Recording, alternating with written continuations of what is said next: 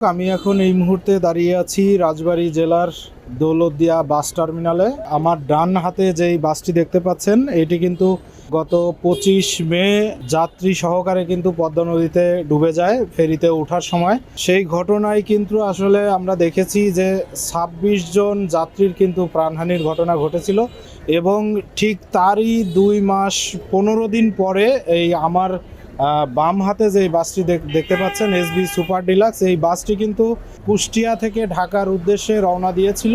ফেরিতে ওঠার সময় কিন্তু যাত্রীদের নামিয়ে রাখা হয়েছিল এবং এই বাসের মধ্যে শুধু চালক আর হেল্পার ছিল। প্রায় 3 থেকে 4 ঘন্টা উদ্ধার কার্যক্রম শেষে কিন্তু এই বাসটি উদ্ধার করা হয়।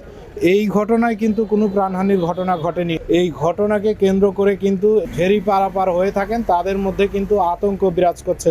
এই বাসডুবির ঘটনাকে কেন্দ্র করে কিন্তু যেই দ্বিতীয় পদ্মা সেতুর জোরালো দাবি করেছে কিন্তু এই রাজবাড়ী সহ এই ফেরিঘাট দিয়ে যে সকল যাত্রীরা ঢাকা যাতায়াত করে থাকে। আমরা জেলা প্রশাসকের সাথে কথা বলেছি, তিনি যেটা জানিয়েছেন যে এই বাসডুবির ঘটনাকে কেন্দ্র করে 5 সদস্য বিশিষ্ট একটি তদন্ত কমিটি গঠন করা হয়েছে। আসলে এই তদন্ত কমিটির প্রতিবেদনের পরই কিন্তু আসলে জানা যাবে যে কী কারণে কিভাবে এই দুর্ঘটনাটি ঘটেছে। রাজবাড়ী থেকে আমার কাছে এই বাসডুবির সর্বশেষ তথ্য জানাচ্ছিলাম মোহাম্মদ শামীম হোসেন, কালবেলা, রাজবাড়ী।